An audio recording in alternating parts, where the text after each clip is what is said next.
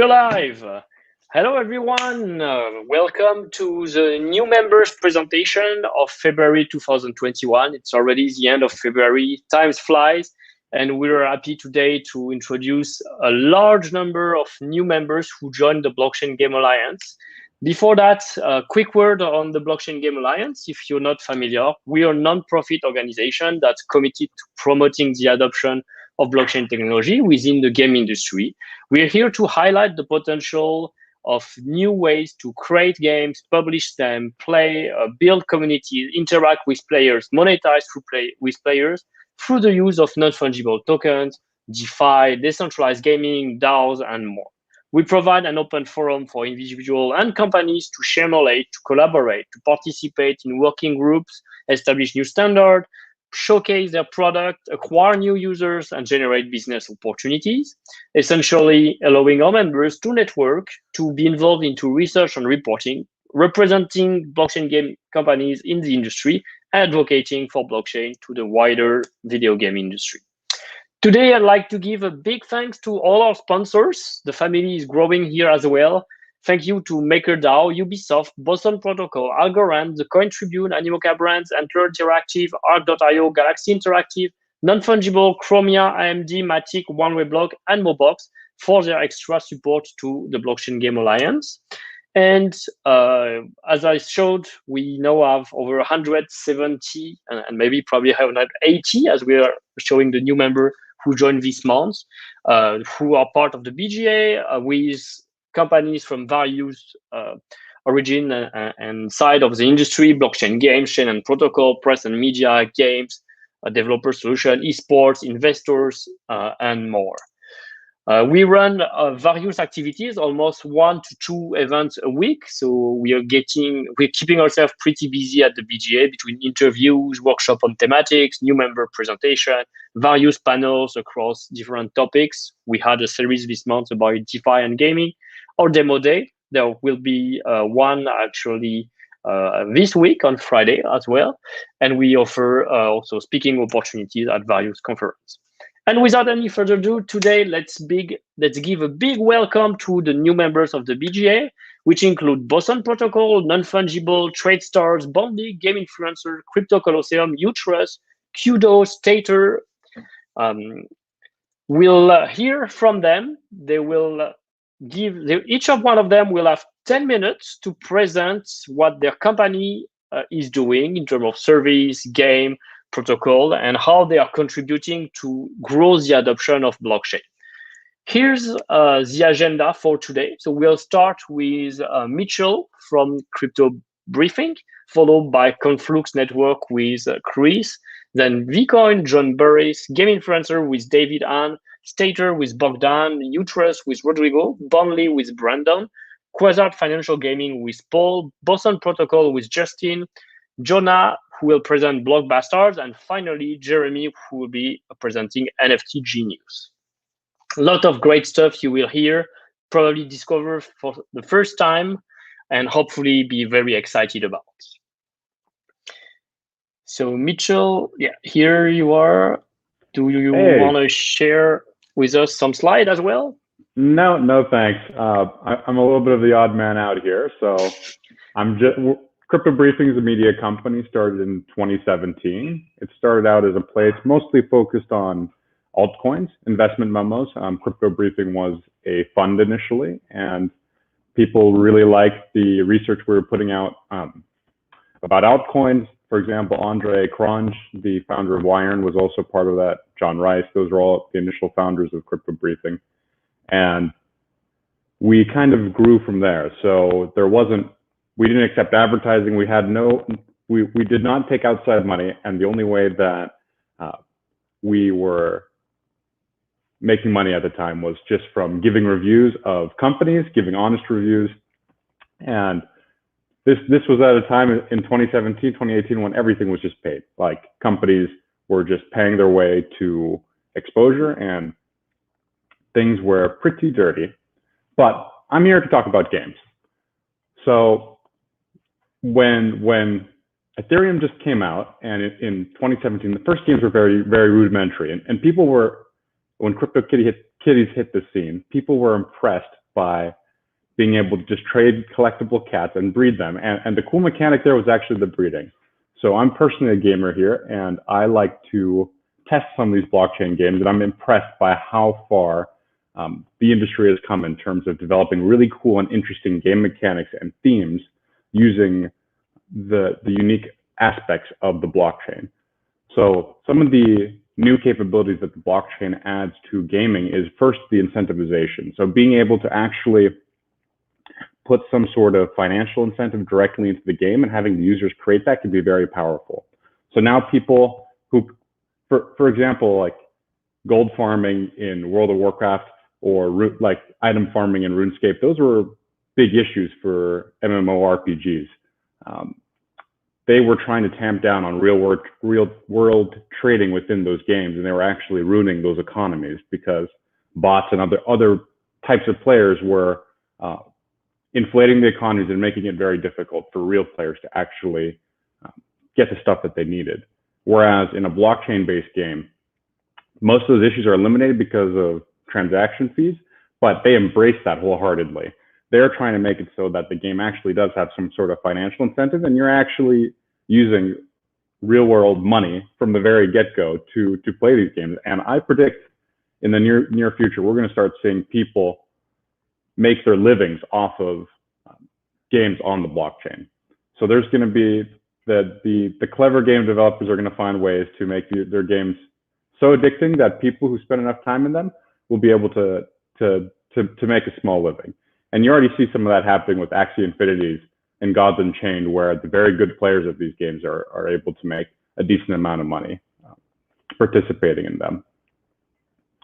The other interesting things you can see about blockchain-based games that I find really exciting is this aspect of being able to take items and elements from one game and then port it over to another game. So if you're a competing developer, or if you want to develop a version 2 of an open source game, all you need to do is be able to make their tokens compatible with your game.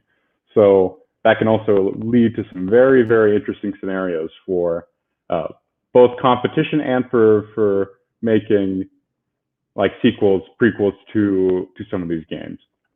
So I'm very excited for what the industry shares, and look forward to seeing what all of you present.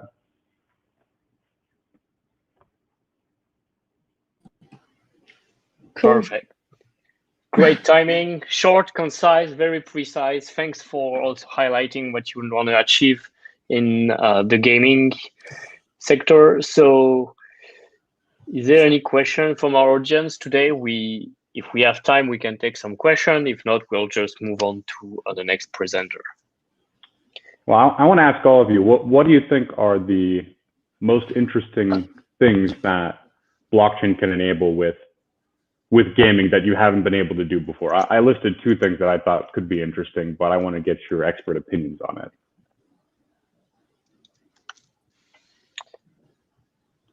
This is Chris from Conflux here. Like, I definitely think it's about the ability to actually like make in-game assets and work like actionable in the real world, like you said, like actually like a job to like make a living. That's really what I see like as one of the big things coming out of it, and one of the big things that we're trying to support at Conflux.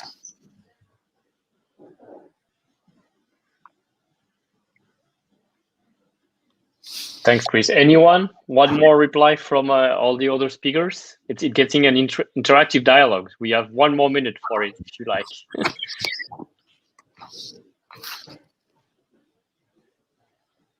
All right, no. All right, so then I will move to Chris from Conflux Network, our next presenter.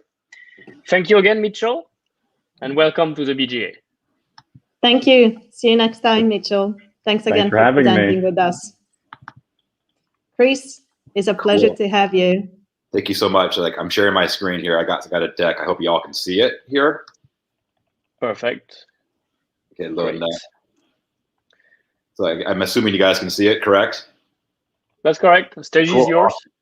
Okay, thank you very much. Okay, well, I was introduced, I'm Chris. I'm from Conflux Network. I'm Vice President of Strategic Partners there. We're a layer 1 blockchain, but like, let me just kind of get into it. I got a presentation here. Let me go through it here. So really kind of, I'll give an overview of like this little bit about what Conflux Network is, and I'll dive into some of our gaming strategy. And again, it's actually been released on Conflux already, and then some other things that I want to talk about related to the field here. So kind of who we are. So we're actually born out of China, but we're a global layer 1 public permissionless blockchain. I myself am in Seattle, San Francisco. We have our main North American office in Toronto. We have people in Latin America, South America, Mexico, Boston, headquarters in Beijing and Shanghai. We have representation in Nigeria and Korea. So we're really like, all over the world. So we're growing exponentially here. And so essentially like some highlights about our blockchain, if y'all don't know who we are. So we're EVM compatible. So like that's awesome right there. It makes it easy for Ethereum developers to build and deploy on Conflux. We're fast and we're cheap. So like we're kind of a next generation and we're our own beast. And so we're pretty fast, upwards of 5,000 TPS. And we have little to no fees via this unique infrastructure that we've developed. It's a combination of proof of work and a DAG. If y'all have any questions on any of the technical aspects of Conflux, like, offline here or in a different conversation, you can answer some of that, but it's super cool. Just the fact that like we're fast and like, of course we all know that some issues out there with fees and gas, whatnot. And we're essentially, it's like no fees because we have what's called a sponsorship mechanism where like kind of like you do a Google and you search, and Google obviously incurs a fee for like, performing a search, but like, they sponsor it because there's like a benefit for that. So we have something similar to that with Google, so you can have 0 fees. We have a major grants program, which is $2.4 billion in CFX, which is significant money. These days, it's been going for a while now. We're on round 2 of our grants. It's actually a rolling grant right now. So we've got a number of different dApps in a variety of fields, including gaming in the grants program. Something that's really cool, actually, asset and messaging bridges. So we have an existing asset or token bridge that's functioning right now with Bitcoin and Ethereum. So many tokens that are wrapped on Conflux, of course, Bitcoin, and then many ERC20 tokens. And we also have an arbitrary message bridge. So messaging, smart contracts and whatnot can go across chains with ETH first, and that's in development now. And that will be released in early Q2, which is super important for gaming because NFTs aren't like part of like a token bridge. It's just via smart contract with ERC721s and whatnot. And so we want those to be able to move freely across chains, so you can work on Conflux and work on Ethereum. So like really open up the industry together. And so really major aspect of Conflux is like born out of China. So we actually are a gateway to China. Interestingly, we're actually the only public permissionless L1 or layer 1 endorsed by Chinese government. Kind of what does that mean? So we did a compliant raise in 2018, 35 billion from Sequoia, Metastable, and a number of others. We're born out of Tsinghua University in Beijing, China, which is kind of considered the MIT of China, and from the mind of Dr. Andy Yao, who was a Turing Award winner. I believe he won his Turing Award for multi-party computation, so it's pretty cool, really tied in some pretty cool stuff in the blockchain industry. And then we work closely with the Shanghai government, and we were recently included in what's called their 5-year plan. What the Chinese government does essentially, they identify certain aspects or sectors that they want to pursue, and they wrap a plan around it. So 5-year plan, every 5 years they plan these things. And so we're in that 5-year plan for not only the Shanghai government, but a number of other provincial governments in China to build on Conflux. So actual utility use, this is not gaming, but this actually shows use of the blockchain. And there's some state-owned enterprises right now that are actually building on Conflux, and one is a major aerospace state-owned enterprise. Can't say who it is now, but it's like kind of pretty cool utility of the blockchain there. That kind of to get into the meat of like why I'm here today, gaming vision. So all about a connected world here, and really because of our pedigree in China and our tech, so on and so forth, we really feel like we can act as like a bridge between China and the West, because blockchain, crypto, gaming, all global and decentralized. We want people to be able to work and collaborate together, and so we feel that we can really offer that. And so beyond that, we also see the blockchain community is super small compared to the traditional gaming community. So we actually have programs in place now where we're bringing traditional game developers into blockchain, so kind of educating them on what blockchain is, what NFTs are, how kind of get to the next point there, like how you can put these economic layers with NFTs in games to like, kind of what Mitchell was talking about, like, maybe these things about like, in-game work or just like in-game marketplaces, eliminating the issues of wild gold farming, that kind of stuff. And so these can be done obviously in individual games themselves or for like metaverses. And so, we feel we can offer like, because of our tech, like fast and cheap NFT integrations. So like gamers really expect to be in real time and like they don't want to be paying a ton of gas fees for stuff. And so we can provide that via Conflux.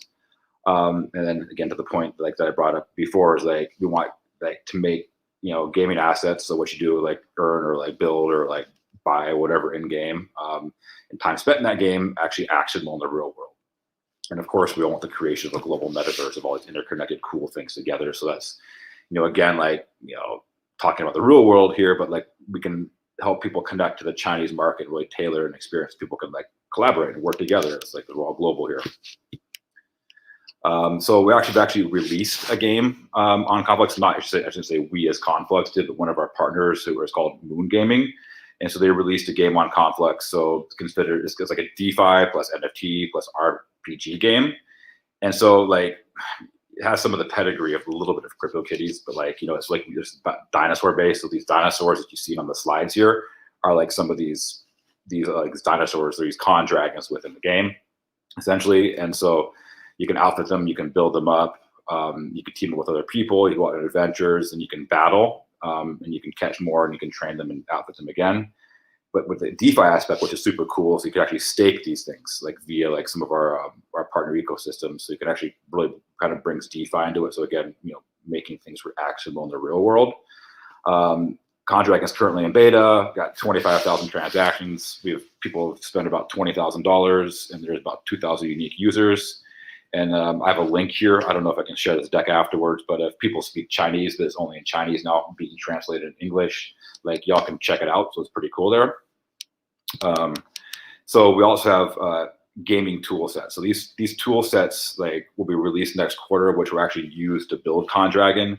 So it's like open source, anyone can use it, like using the community. Like I said, like, we're engaging like game developers. And so like making these available and training people how to use these things to put NFTs in their game. So the very basic stuff, of course, design and production, issuance, exchange, auctions, pre-sales, synthesis and upgrades, et cetera, right there. So that's pretty cool right there. So we have these tools so to make it, easy and turnkey to build like, traditional games or just metaverses or whatever anyone can really use to integrate gaming on Conflux. Yeah, so we really want to work with people. So I'm super happy, or we as Conflux generally are super happy to be part of the BGA. Really feel there's a major opportunity. That's some really cool stuff we can all do together. And so like us joining the BGA, we'd love to collaborate and talk with everyone, and we can help people, if we're an existing game or if they have plans for games, kind of enter the Chinese market. We have a program really based around that. We do a lot of stuff with DeFi entering the Chinese market now, but we're really moving into gaming for that. So culturally tailoring the user experience. We can really work with you on that. So we can offer also L2 scaling products. Again, like in DeFi, we do have, there's a couple of AMMs that have redeployed on Conflux. So it exists out there via the token bridge. We can do the same thing for NFTs coming up pretty soon with the messaging bridge. We'd love to work with other blockchains too. I mean, of course, with the messaging bridge with ETH, but no one wants walled gardens and blockchain here. And so just hit me up if you want to talk about perhaps doing something, together, even as another layer one. We're super happy and interested to work together.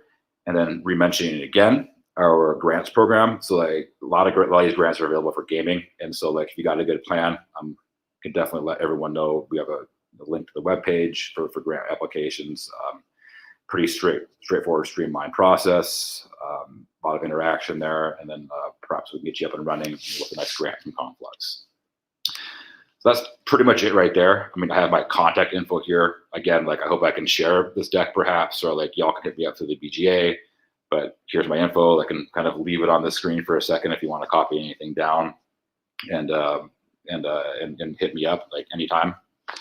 But definitely looking to talk and just a little bit I've got a little bit of a game development background myself, so I have both game development and blockchain and actually finance in my background. So what we're doing here with NFTs and financial markets and blockchain is like something that's super dear to my heart. So I'd be really excited to talk to anyone, even personally, about like working together on things, or just pick my brain about anything. Super happy to talk all the time. That's pretty much it there. Like, pretty sure I've stayed well within the 10 minutes. And so thank you everyone very much for your time, and I look forward to collaborating. Thank you so much, Chris, and thanks for sharing your contact details. Everything that is live streamed now will also be available in replay on the YouTube channel of the BGA. So your contact details are here forever on screen. Cool. So anyone who can contact you in the future, and you can use this link to share that presentation as well afterwards. Cool. So we'll be moving to the next presenter now. So we have the pleasure to welcome John from VCOIN. Great. Thank you, guys. Sebastien, Serena, thanks, guys, for giving us a chance to share an overview of VCOIN. At a super high level, let me pop in first and share a little bit about the corporate structure that brought VCOIN to the market. Our parent company is called Together Labs. It's a new brand that owns a handful of entities. One, it owns InView, and I'm going to share a little bit about the InView business, a company that's been around 16 years in the 3D avatar space. We're building a new platform called With Me that's not quite public yet, but it's really going to kind of change the way people socialize, make friendships in 3D avatar spaces and the metaverse. And then, of course, there's VCOIN, a new digital currency that we launched early this year. InView is one of the world's largest 3D avatar social platforms. For over 16 years, InView's really been focused on serving and creating friendship opportunities in these 3D avatar platforms, right? There's over 7 million monthly active users on the platform, over 1 million daily active users on the platform. 65% of our users are female. And of course, we have just about 50-50 users in the US and users from around the world in over 140 countries. It's really a fast-growing business that, of course, grew even faster last year as people spent more and more time in their homes and, frankly, wanted to connect with others. And it's a platform that is all driven by the users, because it's the users that are the creators of all the virtual goods that are sold in the marketplace. And it is the users that are all the service providers running all the rooms, all the experiences on the platform. This makes it really special, because what we have is super users that we call creators, who create all the virtual goods, the outfits, the furniture, animations that your avatar can do. And we have these producers who are the hosts of rooms, nightclubs, coffee shops. They run, beachside bars. It's as you might imagine, a virtual world, and it's a vibrant economy. This economy, primarily, like a lot of economies, was built on a proprietary credit system.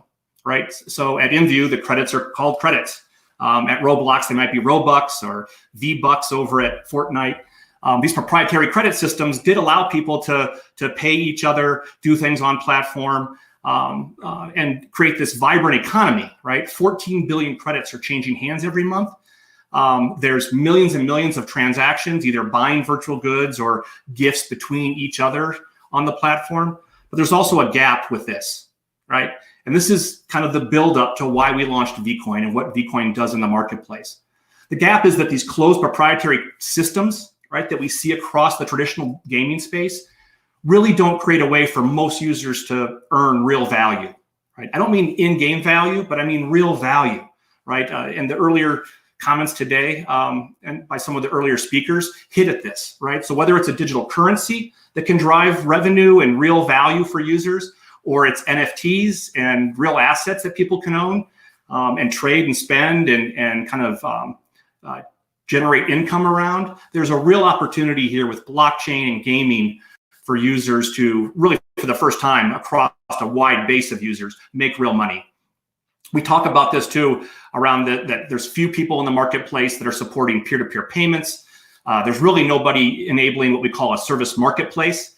All of these gaming platforms, for the most part, have made money in the past selling,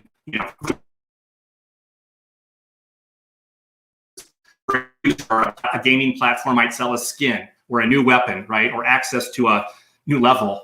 and the economy is over. We think the next generation of the metaverse and gaming economies will include blockchain and will include a much more dynamic economy. Right? This is why we introduced VCOIN, which, just to give you a quick definition, it's really a clean digital currency. Right? It's not trying to do too much. It's just trying to be a clean digital currency that can serve not only the InView platform, the WithMe platform, but we think has tremendous value across the metaverse and gaming platforms. Some unique things about VCOIN: it is easy to purchase, easy to transact, easy to exchange. You can use a credit card, purchase VCOIN, this ERC20 token, right on our platform, in-game. Very easy for our users who are used to spending millions of dollars every month buying credits, can easily now purchase VCOIN, right? There's a huge key part to this. You can always convert VCOIN that you hold back into fiat. We're in a sense backing VCOIN. So if whether you've ever heard of InView or are off platform, if you hold VCOIN, you can rest assured you can always come back and convert that back into fiat and turn that into real value that can be used to, say, purchase a new computer or pay your rent. Of course, VCOIN and the promise of the blockchain and crypto assets is it's truly owned by the user, right? It's not something that we or anybody else can pull back from you, right? It's a asset that once you acquire it, you own it, right? There are protections for commerce that happen on platform. So InView on our platforms, and we think other providers too, will make it safe to transact and do activities. But then there's freedom off platform, right? If you have your VCOIN off our platform and you want to exchange it with some other ERC20 wallet, or over time we have it on other blockchains, that's your freedom. There's nobody else involved in those transactions. So it really is a digital currency that we think was designed for the metaverse and has a lot of value on our platform. This is how our economy looks with VCOIN as a part of it. In the past, it would have just been part of this economy on platform, right? Users doing things inside our closed walled garden. Now with the power of VCOIN, our users can take this currency off platform. We think we'll disrupt some of the gray markets that are around our platform and other gaming platforms, where users want to earn and might say, hey, don't pay me in credits, pay me in via PayPal or Venmo or some other mechanism. Now in game, those users can get paid in VCOIN and know that they can convert VCOIN into real value or exchange it even for other value. So we do see a broadening of the virtual economy. And I think, again, back to some of the earlier questions this morning about what's changing in gaming and blockchain, I think this opportunity to kind of broaden the economy, bring a lot more participants into the economy, have specialized skills and users get paid and earn on the platform, that is enabled by an asset like VCOIN. VCOIN is also a little bit unique. It's not just something that was launched, kind of quickly, knee-jerk. We worked directly with the SEC and secured only the third crypto-centric no-action letter from the SEC, in a sense blessing the VCOIN approach to the market, right? The way that the token was set up, the way it will be run and managed, the way it works on our platform. The big kind of movement there for the SEC, and of course, this affects everybody in the crypto space and the gaming space because they can follow along on the no action letter, is that for the first time, a token like this is allowed to leave our platform, right? Or leave a platform. And VCOIN is able to, in a sense, go out in the clear and be traded and exchanged with each other. We won't work directly with exchanges with VCOIN, but being an ERC20 token, we think it'll move across the ecosystem in a clean way. We did mint about $50 million worth of VCOIN. That mirrors the size of the existing economy at InView today. We think that'll grow quite a bit over time. I would say that VCOIN, we sell it at a fixed price. We buy it back at a fixed price, also including some transaction fees. So it's not a token that anybody should expect to appreciate or depreciate, frankly.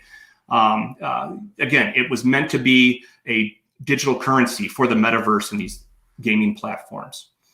We did receive the no action letter in late November of last year, and VCOIN went live on the InView platform mid-January of this year. So not only was it only the third no action letter, but I believe it's the first crypto-centric no action letter entity that actually took its token in public, right? And is out in the market today on our platform. So it's in front of millions of our users who are now purchasing VCOIN and transacting with it on the platform. There's also a number of metaverse and gaming partnerships that are in process, and maybe something to talk with BGA members about over time. And of course, we're working aggressively on our roadmap, both integrating VCOIN more deeply into the existing InView metaverse, our new platform, as well as talking with other third parties. That's a high-level overview of kind of VCOIN, super quick, right? And kind of an overview of what we think is possible in this space. I'm always available, so feel free to reach out to me or my team. We would love to share more about what we're doing and how we think over time this will affect all of us in the metaverse and these gaming platforms. Thank you, John. This is a very good high-level overview, and really excited to see like you're establishing here first one cryptocurrency that has the appraisal of this SEC, so paving the way for probably many more studios. Is there any? You said it's already launched and live, right? So yes.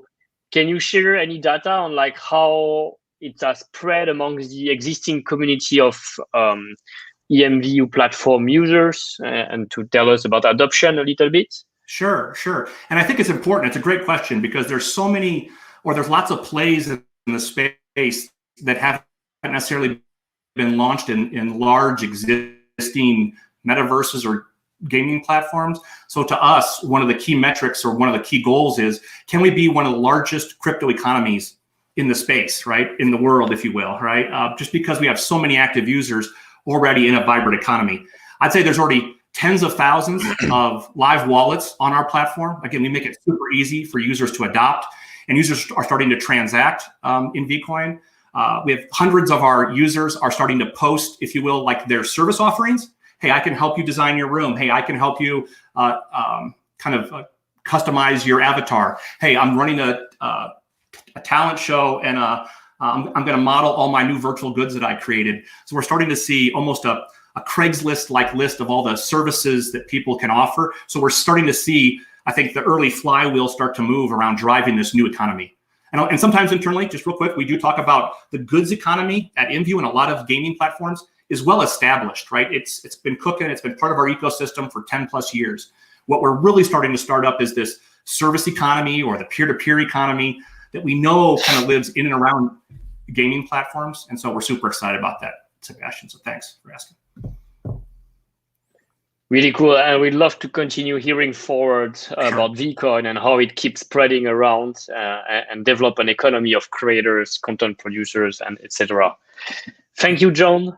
Now we're going to move to David from GameInfluencer. So it's a real pleasure to see David here, because I've known David from the video game industry before for almost 8 years. And now he's going to tell us a little bit more how he's approaching blockchain. And that's, I think, a great testament for me of the success of our efforts pushing and bringing more and more people into adopting blockchain technology. So really excited to hear you today, David. Thank you very much, Sebastien.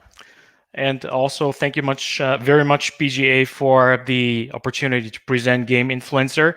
We're really excited as GameInfluencer to join the blockchain, smart contracts, and Web 3.0 bandwagon. So over the next 10 minutes, I will just give you an overview of what we do as a company.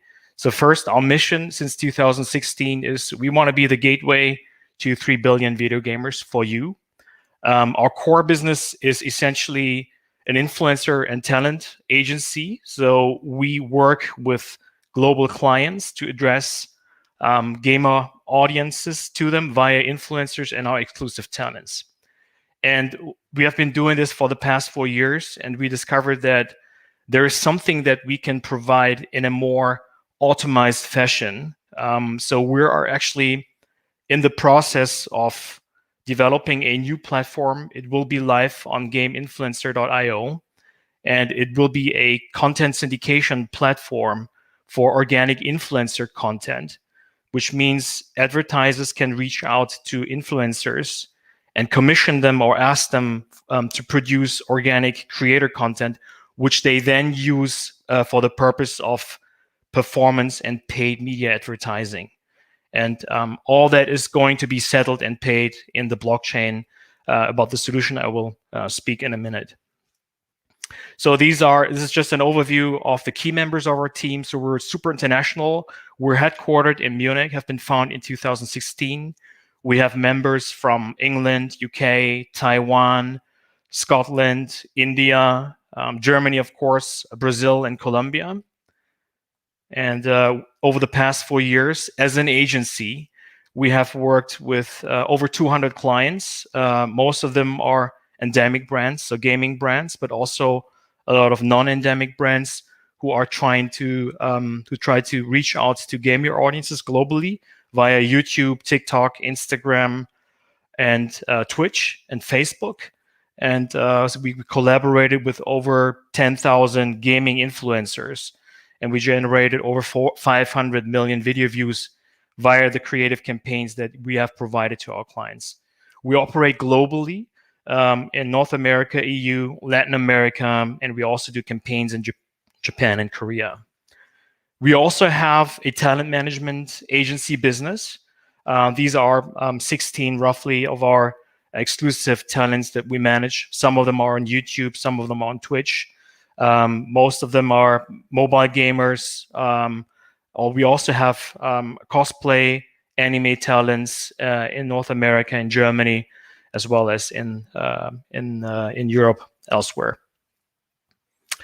And what do we do actually with influencer marketing campaigns? When we actually work with clients, we do mostly these 4 activities. Number 1, it's an influencer activation. So if you want to reach out, you're a blockchain game publisher, and you want to reach out via YouTube, TikTok, Instagram to a new audience, you can actually activate influencers to produce content and then publish that content via product placements or integrations or fully dedicated video on YouTube, TikTok, Instagram, and Facebook and Twitch. You can also be a channel sponsor to those gaming channels on a long-term basis and advertise your brands, your services, your games. And what we have done in the past also in the most recent campaigns is we've done a lot on TikTok, basically working together with creators who then produce organic content, which we then use as performance ads. And then we license those ads on behalf of the client. And since that really worked out well for our clients, we thought, okay, how can we actually make a marketplace out of that? So just think of you are an advertiser and you have to produce a lot of video ad creatives in order to run performance media campaigns on YouTube or in Instagram or any other platform. That in itself is very expensive. And why not do that via influencer content? So that is exactly what we will do on GameInfluencer.io. You will be able to basically answer the following question as a brand. So brands actually have the problem, how can I improve my performance advertising ROI, given that consumers trust UGC more than content created by brands itself? So a studio ad performs worse than organic creator ads because consumers trust creators much more than artificially produced video creatives. And influencers have the opportunity, and actually the question, the problem that they want to solve, how can I make more money with the stuff I do every day? And that is content creation. So GameInfluencer.io, which is under development, which we hope to go in silent public beta in March, April, is a self-service marketplace, a content syndication platform, which connects brands and social media influencers in order to basically for brands to acquire and license user-generated content, but for the purpose of paid advertising. Yeah. So it works for non-endemic brands as well as for endemic brands. But you can literally take any game, for instance, let's take Sandbox, that is played by creators already for free. And then you can either go to our platform and ask them for the license or commission new projects, which means tell the creators on our platform to produce organic video creatives for your game, basically. And so since we thought that accountability, transparency, and reliability is a super important issue whenever a influencer licenses out content to a brand, we thought, why not do that via blockchain technology? Why not use smart contracts in order to make that licensing transaction secure, reliable, transparent, and authentic? That was very important for us, as those criteria matter to both advertiser and creator. And so basically, advertisers have the possibility to get content which they otherwise would have to produce for a lot of money in studios. And the more video ad creatives you produce, of course, the better your campaign will perform, because you can test out many video ad creatives. So that is very powerful. And our platform actually, via smart contracts, allows to legally secure those content rights and make sure everyone on the left and on the right side, on the supply and demand side, is on the same page with regard to the content rights that are being granted by the licensor to the licensee. And that content can then be promoted on various media channels, on TikTok, on Instagram, on YouTube, on Twitch, or whatever. So you basically save huge video production costs. And the influencer has the positive side that you can get paid instantly via, hopefully, blockchain technologies at a much cheaper rate.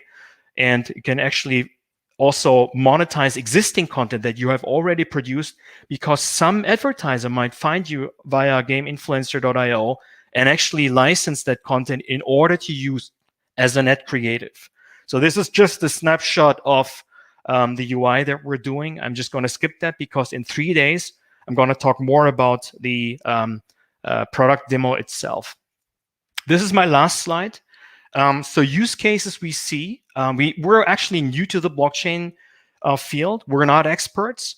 The two use cases that we see for our content syndication platform is, on the one hand, the licensing transaction itself, as I explained. Of course, right now, on certain platforms, gas fees have exploded, though this is not an option.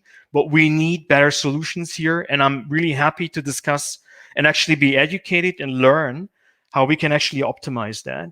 And of course, the payment between advertiser and influencer should also be done via a blockchain-based solution, because it's cheaper, it's faster, hopefully. Things we right now discuss is, and that is open to discussion, and also something that we would like to learn via members of the BGA, is how can we actually maybe tokenize the creative content that's produced by smaller creators? There's definitely some value that these creators produce.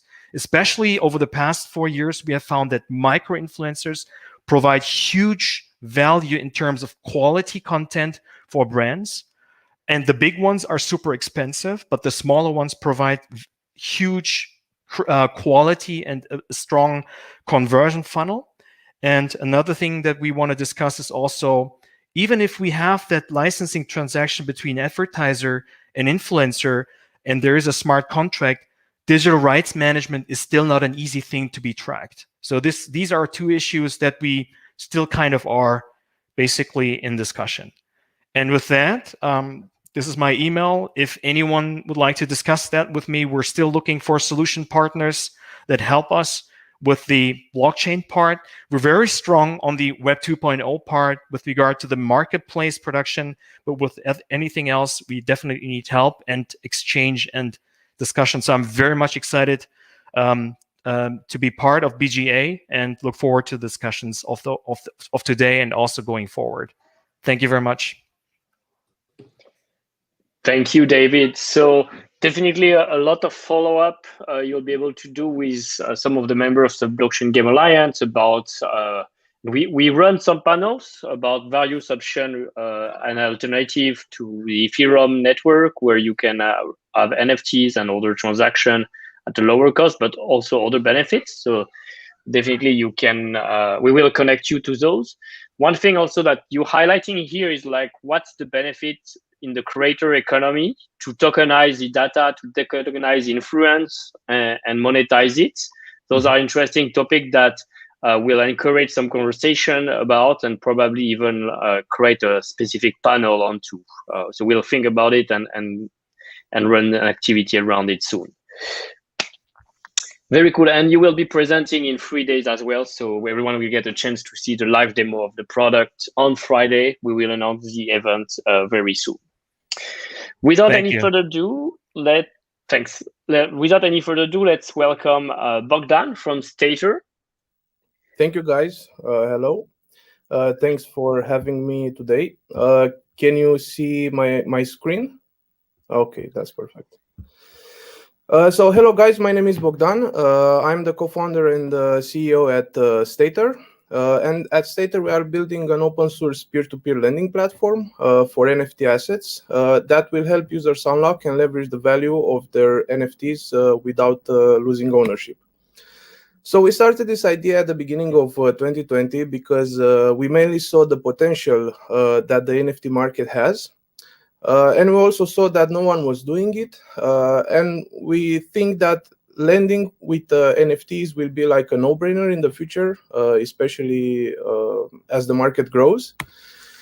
So speaking about the market right now, we can see that the total market is valued at $300 million in total lifetime sales. So it's not that big of a market today. But if we compare it like to the conventional lending platforms with fungible tokens, it's not big. But if we compare it like to the gaming market, which is like 150 billion in sales per year, we definitely see like a huge room for growth. And also, if we look at the average trading volume, we see that this year the NFT market exploded, so the volume is like exponentially higher compared to the past years. Speaking about the product, the biggest challenges that we think we will have with NFT lending are around the fact that we'll always have like lower volumes compared to the fungible tokens. And the big one, we think that is the fact that most of the NFTs, or I could say that all of them, has some intrinsic value attached to them. So there are some debates right now in the community regarding the valuation and how can you value each asset. And our approach is a bit different. So we think that by the fact that the market is based on scarcity and the assets have intrinsic value, so you will never have like an objective valuation for NFTs. Like if we look at art or even at gaming, even though you have like some utility on the gaming space, we think that we should let the market judge the value of the asset, and we should like take a deeper look on the actual game or on the actual project to make sure that in the case that the borrower doesn't repay the loan, and we or the lender ends up with the asset, we'll be able to sell it on a secondary market. So speaking about our product, in the first version, the lending platform will act basically as an escrow. So as a borrower, you will be able to set the terms. So you'll be able to set the loan duration and the loan amount. And after you agree on the terms, you will list the asset on the marketplace. And if a lender will agree with your terms, you will receive a loan. Also, like after you list, so as a borrower, after you listed the asset on the marketplace, you will be able to reclaim the asset only in the scenario where you fully repaid the loan. Or if you haven't received the loan, you will be able to take it back whenever you like. And besides the escrow functionality, the platform will be peer-to-peer, so the marketplace will match lenders and borrowers with the same objectives. Another difference, if we compare ourselves with the DeFi peer-to-peer lending with fungible tokens, is that on lending with fungible tokens, borrowers use crypto as collateral, and usually they receive a stablecoin. And in the case of no repayment, or if the loan-to-value ratio increases over a certain threshold, the collateral is automatically defaulted by the system. In our case, things are a bit different. So in our case, of course, borrowers use NFT assets as collateral, and they receive the same token that is used to officially value the NFT asset, which in this case, it's mostly Ethereum. And in the case of no repayment, the lender will have the option to default on that specific loan and take the collateral into his custody. In the second version of our product, we'll be working on building functionalities for fast loans and pool lending. For fast loans, because if we look at the NFT market, we will always have like diversity of assets, and we will always have like diversity. So we will always have like diversity of projects, but we will also have diversity of assets inside each specific project. So if we look at an artist, even though he creates a painting, but he will always use scarcity. So he creates a new painting, but there will be like only 10 copies or something like that. And with games, it's like the same thing. So if we look at a sword, there will never be like a limited amount of swords, because scarcity, it's actually the main driver of the market. So our approach for fast loans will be to whitelist specific projects that we believe will remain like on the market. They have like a good track record, and we also believe that they will remain on the market in the future. And we'll offer the option for the borrower to get an instant loan in the scenario where he owns an asset that is whitelisted by our system. And speaking about pool lending, the mechanism will be like very similar to the other lending pools that we see on the market. So lenders will have the option to participate in a pool. Of course, they will be able to add or withdraw liquidity at any time, and that pool will have a yield. Regarding the roadmap, so right now we are pushing in the first quarter the mainnet launch. So right now we have the product available with all the set of functionalities on Rinkeby. So it's available for everyone to take a look, test the product as a borrower or as a lender, see the main set of functionalities that we'll be launching in the first quarter. We're also working on implementing a wrapped NFT debt functionality, and with this feature, basically as a lender, you will be able to wrap the loan packages into an NFT, and you will be able to freely trade that NFT or borrow against it. And we are also doing some fundraising, so we're raising a small round of private sale of 400K, which is currently allocated, and we are also looking at an IDO sometime in the next month. And in the second quarter, we'll be working on implementing the fast loans and pool lending functionalities, and also like offer integrations with other blockchains like Matic or like Flow. And the second quarter, we will work on creating an auction marketplace for defaulted items. We'll also see like what is the best option in this case, because if we end up with a lot of assets, we'll have to see like what is the best way in which we can sell them afterwards. And in the second quarter, we will try to build some kind of coin market cap for NFTs. So that's it from my end, guys. Thank you so much. Don't forget to check out our product on Rinkeby and reach out to us with some amazing feedback.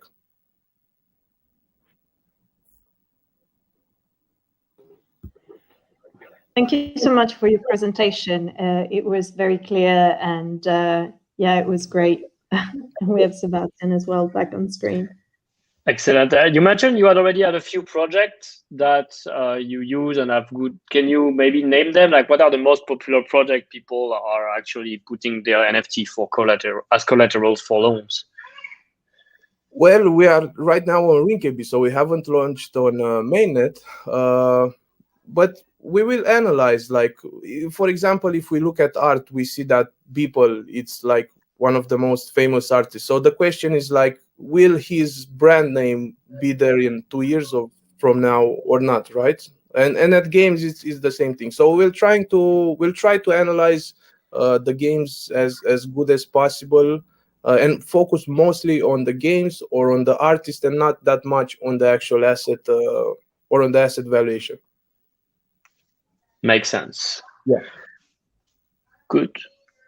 All right. Well, let us know when you go live on mainnet. I'm sure like a lot of our BGA member project will interested to be listed there and work with you on helping to to provide live feed of market data, for example, with non-fungible maybe in terms of like price of those NFTs, etc. Sure. Cool. So we're going to move to our next speaker now, Rodrigo from Utrust. Here. Hello, guys. So it's a pleasure to be on board, and as a new member of Blockchain Alliance, I'll be presenting Utrust. Let me share the screen.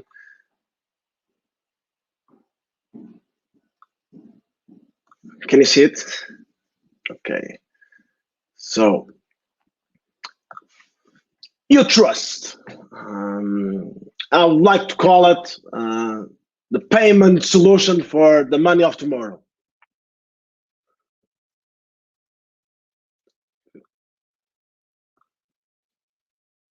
No, sorry. That's a busy dashboard. So you just need to move. Yep. Good. Yeah. Can you see it? Yes, finally. Sorry for the slight delay. So, what is Utrust? We are a blockchain-powered crypto-to-bank payment solution.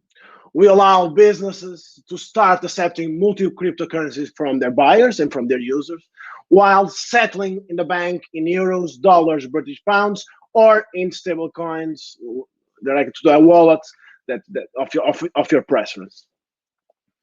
Why do we come up with Utrust? Well, I think we believe there is a big flaw in traditional payment systems. Today, merchants are being underserved and overcharged on every single transaction.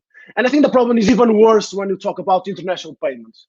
Today, merchants pay up to 11%, if we talk about international payments, in fees per transaction. They are prone to chargebacks, and chargebacks alone represent a loss of 40 billion per year, and it's growing. And not only that, money to arrive to the bank and with multiple intermediaries can take up to 1 week. And the fraud, these nasty chargebacks on the fraud related with credit cards and debit cards is growing 30% year on year. This is the latest set that we have. So it's quite a big problem. So with Utrust, we try to solve this. We only charge 1% flat fee on every transaction. So imagine if you sell something for $100, you're going to receive $99 or in your bank account, or 99 you tether in your address. We completely remove chargebacks. We are blockchain powered, and as you know, transactions are irreversible. So blockchain kind of stop this issue. We confirm the transaction in minutes. Well, if it's BTC, it might take some hours depending on the network, but it's fast compared with traditional payments, and we completely eliminate chargebacks and all the fraud associated with credit cards and the cards network. But not only that, because, well, we also remove volatility from the equation. We convert on spot, so the merchant can always expect the cash flow and the predictability of its purchase. We can tackle this new audience, as we all know, is growing tremendously, and we're already talking about 100 million blockchain users out there that are eager, most of the times, to spend their crypto, to have another way to make some purchase. We are completely wallet agnostic. We support all the wallets in the market. We don't push to use our own wallet. And with none less, but probably the one of the most relevant ones, we try to simplify the payment experience. So for us, it doesn't matter if it's what wallet you use, what system you have, what kind of website or business you have. We want payment to be smooth and seamless and have a cool and easy way to start accepting crypto.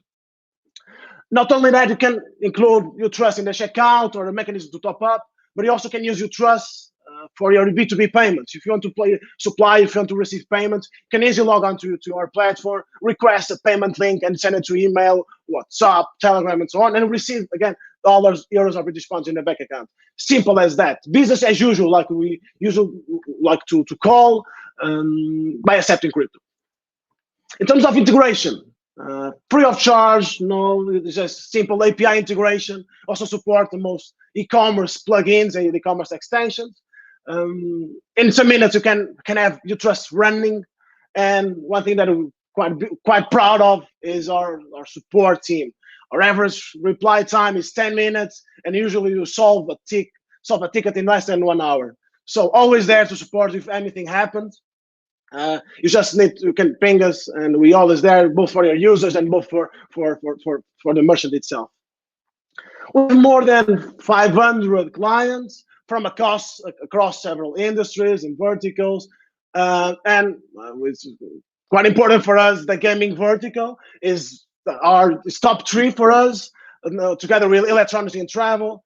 So we believe that the fit is totally there. Gaming and crypto, especially crypto payments, is a match made in heaven for us. Is one of our priorities for sure in terms of go-to-market. And we have also quite an interesting case study with one of the members of the alliance, that is Upland. Business is going extremely well. Transactions are increasing week on week. So we'll love to replicate this with other gaming merchants, with indie developers. Well, we are here, and we would like to help you tackle this audience. I think one thing that also set us apart is we go hand in hand with our merchants to the market. We co-marketing their business together with them. But basically, the goal is let's raise awareness so we can convert and increase the volume of crypto payments and businesses as a whole. So the market is growing. Let's grow together. It's one of our mottos. The flow is so simple, and that's I think that's the key message that I want to pass this. We really want to simplify. Let's imagine the case: you have a gaming company, you have someone that they want to purchase, and simple as that. You go the buyer goes to the checkout, he chooses his favorite currency to pay, clicks on the transaction, is completed. We convert it immediately to euros, dollars, or British pounds. The gaming company is notified on order. The account is credited in this case, but it was an e-commerce one. The product is shipped, and he's got his money in the bank account on a weekly basis. And well, in a nutshell, this is it. If you want to contact me, here in my email. Yeah, I would love to fight for adoption with all of gamers and gaming companies, because yeah, the market is there, and I think we can easily together do some cool stuff. But that's it. It was a pleasure. I think I'd love to be in touch with all of the members here in the alliance.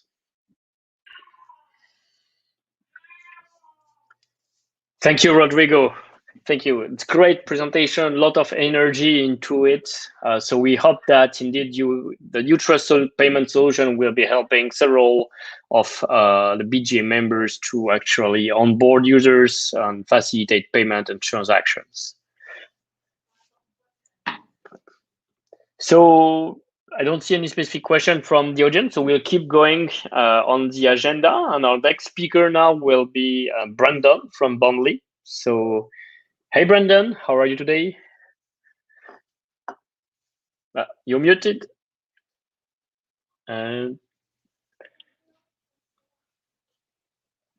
Still muted. Doing really well. Good. Thanks, Seb. Great. So yeah, I'll be really quick about Banbury. So yeah, I just want to do a quick overview. So yes, I'm the CEO of Banbury. So what we really represent to the broader community and to the gaming community especially is we see ourselves as the next generation of e-commerce, specifically relating to digital assets. So being able to buy and trade digital assets, not just NFTs, not just things that are related to games, but in general, things like whole e-commerce businesses. Things like domain names, things like Instagram accounts. So we have a much wider focus for our product, but where we really overlap from a gaming standpoint is the content side.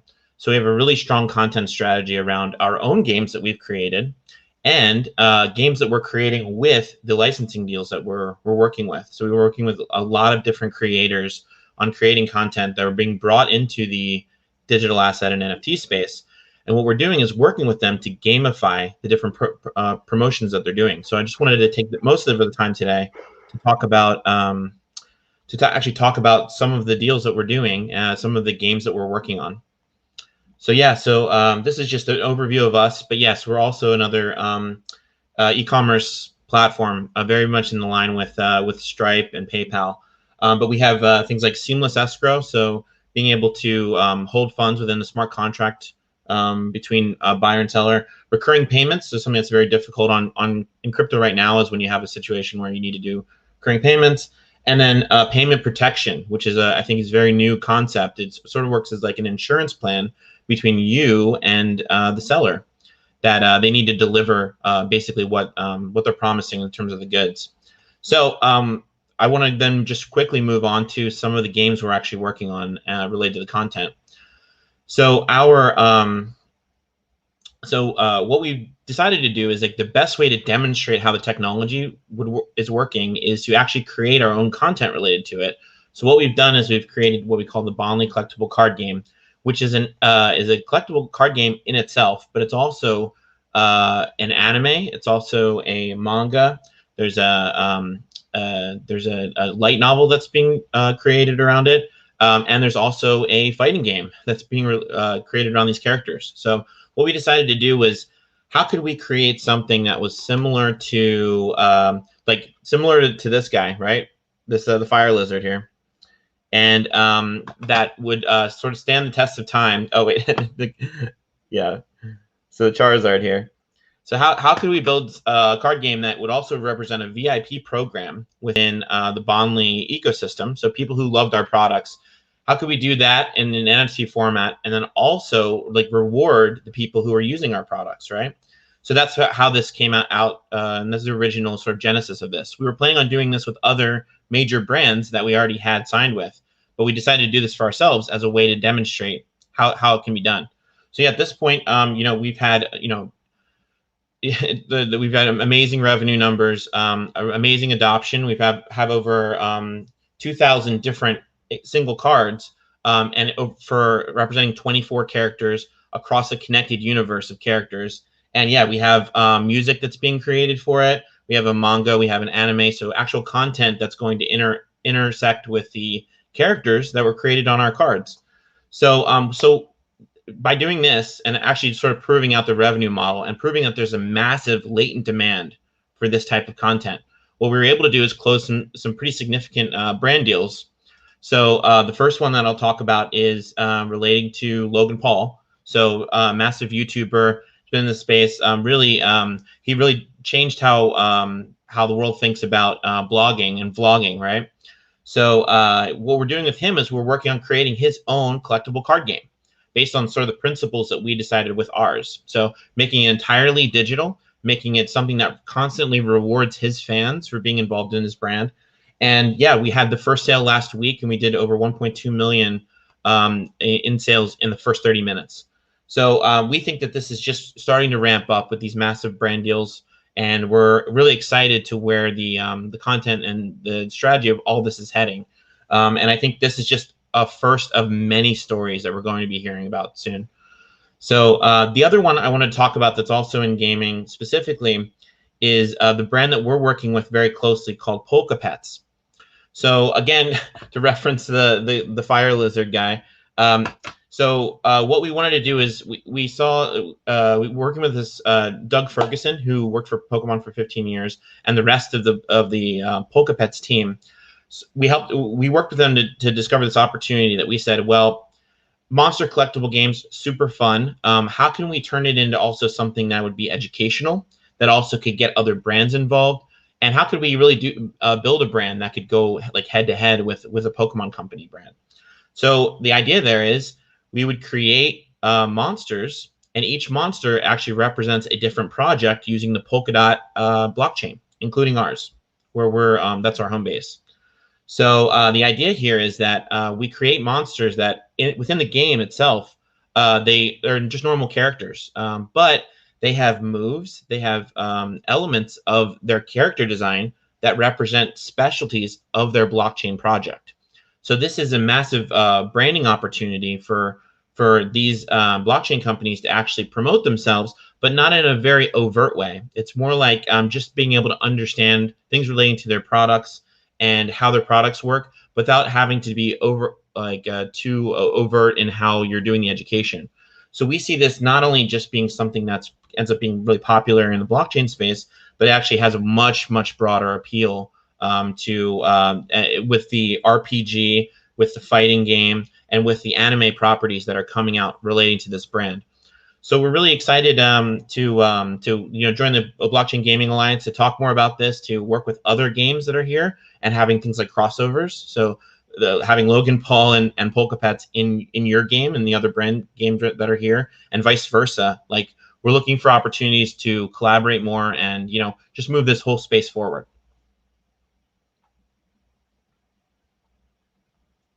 Well, very exciting. A lot of cool stuff being created here by the artist, and a lot of crossover across different medias and medium, I would say. So it's very interesting what here Brandon and the whole Banbury team is building across various chains and partners. So we hope that it will continue with the BGA. Cool. So our next speaker will be now Paul from Quazard Financial Gaming. If Paul is here. Hello, I am indeed. Hopefully Yes. my screen was sharing. Excellent. And here it is. Yep. So tell us more, Cool. Paul. Yeah, can't wait. So first off, excited to be here, part of the Alliance. It sounds really cool. I'm still just a bit blown away by what Brandon was showing there. I thought it was really, really cool stuff, and I see a lot of synergies. But on to Quazard. So our mission really is about trying to make wealth generation a game that anybody can win. We're an independent game design and development studio based out of the UK, set up in early 2018. I'm going to show two games today. So our first game is a game called Bot Wars Ultimate Trading, and we're building that on the Tezos blockchain. Currently available in its beta on iOS and Android. Now, the aim of Bot Wars is you're a captain of an army of trading robots, and it's your job to lead them to victory and conquer the financial market. So in essence, you start selecting the battlefield, which is a market. You gather intel, which is like technical indicators.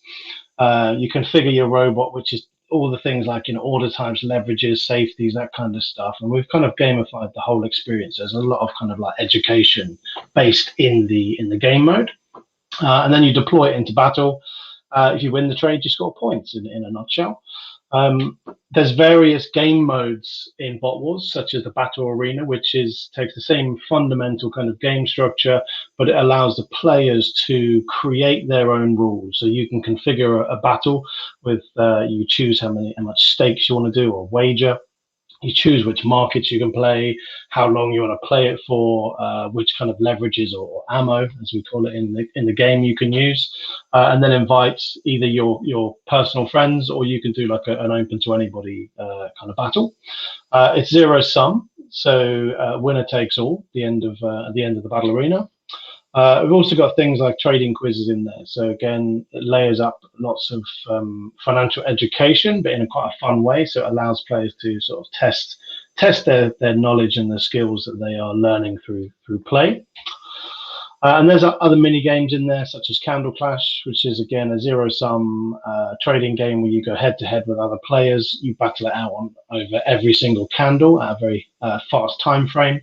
You predict whether the candle will close up or down. If you get it right, then you score the points. If you get it wrong, then you lose the same number of points. Winner after 10 candles kind of takes all of the prize pool. So our characters are being evolved, and all of our items are being evolved as non-fungible tokens on the Tezos blockchain. So there's literally thousands, hundreds of thousands that you can collect and customize. And how they customize. So all of our NFTs for Bot Wars have in-game utilities. So it's not just a collectible card or a nice piece of art. You actually use it in the game to do something. So our character represents the trading style, and there's three core characters for manual trading, signal trading, and algo trading. And the character and the level of your character defines how much of your available balance you can use per deployment or trade, and you can kind of level that up. So I'll explain a bit more about that in a second. Weapons, they're all represent the order type. So anyone that's used to trading would know the differences between market, limit, scaled, etc. And then the amount of leverage you can use for that order. So we take players from 1-to-1 leverage up to 100, and pretty much everything in between. This allows players to basically take on more risk and shoot for more profit. Shields, again, another third type of NFT. So they're basically your safety and your stop loss. As a platform that's trying to teach people how to trade responsibly, we insist that you can't deploy a robot without having some form of stop loss in place. As you level up your shields, you can basically increase the size of the stop loss you want to do and take on more risk. So I mentioned about leveling up. So everything's got its own kind of timeline to level up your characters. And you basically earn XP cards by using the item. And then you burn those XP cards to actually basically mint a new version of that NFT. So you can take it from level 1 to level 2. Level 2, you can do more things with. As with many games, will allow you to be able to buy or trade XP, so you can be able to boost through leveling up. And then you get to the point where, you know, higher level items and characters can basically do more in the game, which is pretty cool. A phase 2 for us for this one will be about item forging. So as you level up your item, you'll be able to unlock forging slots, and in those slots, so here we illustrate that, you know, get your item to level 10, you can unlock the first slot, level 20, a second, and 30, and so on. Now this will allow you to basically increase the utility and the power of the item, and they'll give you special buffs when you are trading maybe particular markets or aiming for a certain battle mode. There is its own in-game economy, and that basically is it flows from the BW token, which will be minted on Tezos blockchain. And then from there, you can buy other in-game soft currencies, which are used for leveling up and boosting stuff. And then there's other kind of tokens for like accessing third-party intel, trading signals, and even algorithmic trading signals. The BW token will also be used for all of the PvP games, so you can actually play against other players for real money, which is super exciting for us. In terms of roadmap, we launched Bot Wars last year. Did a public launch, a beta in, I think it was June. We've had about 20,000 players since then. We then launched Candle Clash end of last year, along with the Battle Arena. And currently we're going through the blockchain integration, as well as sort of documenting our white paper, with expecting to go live on the Tezos mainnet with Bot Wars in the summer this year, with all of our non-fungibles available. And then we'll be looking to sort of integrate some new game modes and craftables towards the end of this year and into early next year. So that's Bot Wars Game 1. Just a quick time check. I think looks cool. So our second game I'd like to talk to you about is the Crypto Prophecies. This game we're building on Polygon, previously Matic. The Crypto Prophecies, so it's a decentralized peer-to-peer price prediction game. Place your wager, go head-to-head with other players and battle it out over candles. You basically, again, predict how it will close. It's points-based and against the clock, so you need to be quick, and also you need to watch out for your opponent's magic spells. So the end of the battle, winner takes all of the wager. So in the Crypto Prophecies, there are a number of fictional races. They are all themed after specific... Just switch screen. Excuse me. Where's that gone?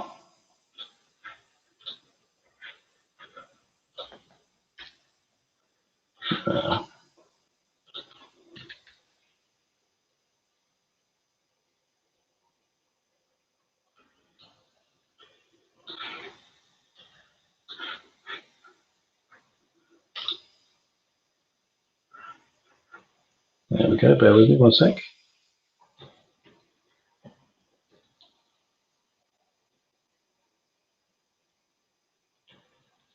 Okay, so races of the crypto world. So we'll be launching in April with 4 races. So we have the Satoshians, which are the sorcerers of the flame, the Tasmanians, which are arcane mages, and then we have the Reptilians, which are manipulators of matter. Each prophet is available in different tiers and rarity. So there are 4 different tiers of prophets available. So we have a common level prophet, which has no spell casting capabilities. uncommon level profits where you can add one item, which is a staff. If you've got a rare profit, you can add 2 items, which is a staff and a magic cape. If you have an epic, you can do 3 items, which is a staff, a cape, and a wand. And if you've got a legendary, you can do 4 items, which is a staff, a cape, a magic wand, and also a magic pet, which has spell casting capabilities as well. We will be doing a founder's edition, but there'll only be 1 profit ever minted in each of those. What you're able to do with Crypto Prophecies is to level up your cards and your tiers by burning. So you basically have a strategy in place where you can collect any 5 Satoshins, and you'll be able to burn them and roll a random uncommon Satoshin. Collect any 5 uncommon Satoshins, you can burn them and roll a random rare, and so on. Customizing, so there are almost unlimited number of customizations you can have for your profit. Now, again, you can, depending on the rarity of the tier, you can have, find different staffs that do different magic powers, different wands that have got different spells and stuff like that. So there's quite a lot of fun to be had on customization. So where are we just on timings for that? So currently we've been just trying to finish the beta development. We've been running a pre-launch campaign, which you can sign up today and earn some tokens for free just by signing up and referring friends. Looking to launch the white paper in the coming weeks with an NFT pre-sale, hopefully coming end of March, early April, directly followed by a mainnet launch on Polygon.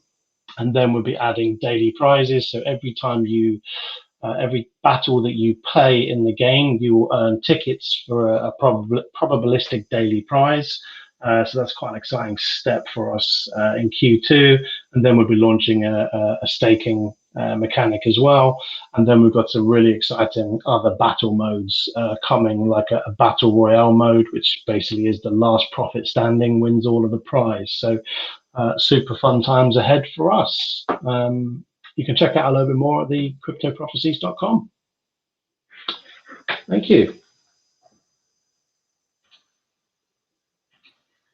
Thank you. Perfect. Right on time. Exciting games. So how do you have any metrics to share with us in terms of like how many players do you have already across the different factions?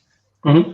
Yeah, so Bot Wars has just under 20,000 players at the moment, which is going quite good. We're intentionally slowing that down as we build out on Tezos. Possibly may even have to turn it off as we switch over tech. Crypto Prophecies hasn't launched yet, but we've got just over 30,000 people signed up in the last 2 weeks. So hopefully going quite good as well. So great start, definitely worth number, and it's good to see you experimenting with different blockchain. Here Tezos on one side, Matic on one side, so a lot of experience you'll be able to share as well as a game developer about some of those choices. And it's a lot of fees. That's a lot of fees we can save our players. Well, one last question I saw in the comments, but it's no longer. Yes, when's the NFT on sale for the robot trading game? So it's going to be in summer. We're going to try and bring that forward to hopefully June if we can. All right, so a couple of months to go. Keep us posted when it will happen, and we'll move to the next speaker. But I see some comments. You might want to reply them directly to continue the conversation with the live audience. Thank you again, Paul. And now I would like to welcome our next speaker. So Justin from Boson Protocol. Hi, Justin. Hi, thanks, Seb. Hi, everyone. Great to be here. Same, Okay. Great to have you here. So tell us more. What are the awesome things that Boson is doing? Okay. So yeah, I'm here to talk to you about Boson Protocol and some exciting things we're building for digital to physical game NFTs. So my name's Justin Banon. My co-founder Gregor and I and an amazing team are building out Boson Protocol. So amongst other things, Boson enables the delivery of real-world items via in-game NFTs. So actually, Boson is a universal protocol that enables this digital to physical redemption. And one of the first verticals that we are exploring and developing in is the game vertical. So at its core, our unique technology enables this digital to physical redemption in a crypto native and trustless way. So, as we all know here, we've got this booming virtual economy. And so, we're seeing this, the purchase of digital items, just growing exponentially. But also, we're seeing massively in the NFT art space, and also in gaming, this need for physical items as well, and a need for trustless physical delivery. And so, combined also with the emergence of lots of brands wanting to come and play in this gaming space and really meet their customers where they're kind of playing. Boson meets all of these opportunities. So in terms of benefits, the Boson mechanism enables games to offer the physical incentives. So we're talking about these sort of real world rewards for completing assignments, missions, or achievements, and we deliver these via these Boson nifty commitment tokens. And so these you can think of them as a nifty voucher with game theory built in them that can be redeemed for physical rewards. So it's this digital to physical redemption of in-game purchases. So you can think about not only merchandise but experiences and actual and products as well. And as I mentioned, this is a trust minimized solution. So we leverage some novel game theory that's encoded within NFTs that removes the need for intermediaries and dramatically reduces the need for any arbitration to get this very low cost, trust, and friction ability to redeem a digital promise in the form of an NFT for a physical item. So a bit about the protocol, and there's plenty more on our website for people who want to dig into it, and we're also over the coming weeks publishing a lot of pretty technical articles on the game theory, in particular by our lead game theorist, who's Dr. Akaki, who's one of the world's top algorithmic game theorists. But what Boson enables is a cost minimized solution for exchanging digital value for real world products and services. So it's important to note that the protocol is minimally extractive. So we don't make an excessive profit. And any fees are recycled within the protocol, including to participants such as games platforms. There's also minimal arbitration. The vast majority of all of this will be automated without any need for human intervention. Also, trust minimized. So the core protocol is provably secure end to end. It's like an oracle for physical assets. And of course, that can be extended to be more flexible where there are kind of trust choices. So, for example, do you decide to trust DHL to go the last mile, or do you want to click and collect, in which case it's completely end-to-end secure. And also reliable. So the buyer could meet the seller completely anonymously in a virtual world and exchange digital value for the promise of a real world item, and trust that either they will get that real world item or that they'll get their money back.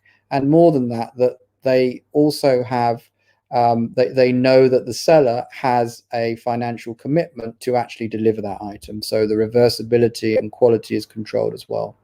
And then further down on our roadmap, also this rich data feedback. So for games to be able to segment and understand the preferences and buying behaviors and of their players via an integration with Ocean Protocol. So in terms of value flows, we enable games to leverage their existing business model. If that business model is earning transaction fees from the sale of in-game items, then we can replicate those business models and enable games to earn transaction fees. But the actual exchange of digital value for physical items by Boson is via an automated escrow that's controlled by game theory. And as I mentioned previously, this is minimally extractive. We don't layer huge fees. Our model, as I said, Boson is a universal protocol for enabling digital to physical. So our model is to charge a small fee across a potentially vast number of transactions. And we're also trust minimize. As I mentioned, the buyer and the seller don't need to trust a centralized entity. So this is trust, cost, and friction minimization. We are working with and partnering with a number of players across the space, and we'll be announcing a whole host of partnerships in the run up to our public sale, which is in towards the end of March. But absolutely key to Boson Protocol is building a protocol where we incentivize games and game platforms to work with us and to be part of the ecosystem. So our token engineering team are actively partnering with a number of partners, and really look forward to increasing those conversations so that we actually build into the core token model and crypto economics incentives to come and bring demand to the platform, and to bring supply and demand in a similar way that we've seen in DeFi with sort of supply and demand mining. We're doing the same for d-commerce. We also will be using an ecosystem fund to fund integrations with Boson Protocol and ecosystem initiatives. And again, through our partnership with Ocean Protocol, we'll be enabling a very, very rich database of the preferences of players across multiple games. So we will incentivize players to share their preference data, and then that can be used to obtain deeper understanding and therefore deeper engagement with your players. In terms of technology, we will integrate with games using some standards that you'll all be familiar with, ERC 721s and 1155s, using proxy interfaces for integration, and enabling also redemption via the Boson app, which is a reference app that can also be white labeled or incorporated within games platforms. As I mentioned, Boson Protocol is this is one vertical for us. We're actually a universal d-commerce protocol with a very wide range of use cases. Benefit of that also is that it gives the gaming sector access to supply across the entire economy, really. And we're building on Ethereum. I'll probably skip some of the technology, but I'm happy to go through that in more depth, perhaps in sort of one-to-ones. But the transaction flow, which is this one's pretty high level, is that a seller will make an offer of a real-world item. That offer is then backed by a commitment deposit, which is a deposit that the seller will deliver to a certain level of quality. The buyer then places a deposit that says, yeah, I commit to buy this thing, and I also put my payment into the NFT. And then the process that's followed is that once the redemption is signed by the buyer, the seller or their proxy will transfer the physical asset, and then the payments and deposits are released. Obviously, this is the happy path. Deviations from that path by either party are penalized, and the overall outcome of the game is that buyer and seller are incentivized to behave fairly. Some really quick kind of visuals of how this might look within games, where exactly the same UI as buying a digital in-game item. The difference being that it's redeemable for a real-world item. So purchasing of a physical, and then one fulfillment method is click and collect from a store. So this could be, like, for example, the Nike store or some form of game store. So to the user, this is deliberately as close to a sort of a Web 2 experience as we can get, but surfacing some of these game theoretic elements as well.